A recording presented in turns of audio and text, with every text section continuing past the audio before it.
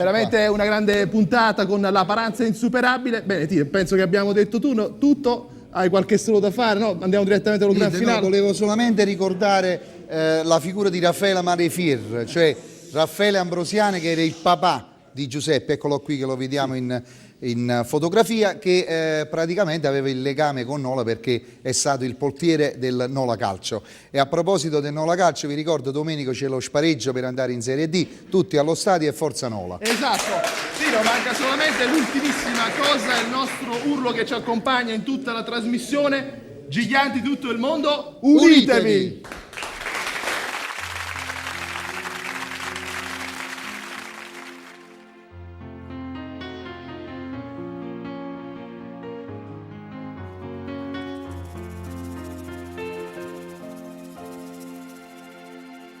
Se tu ciccio,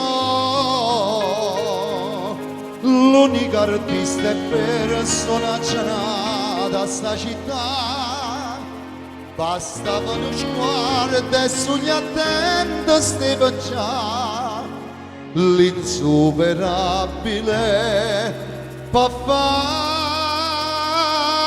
cantare.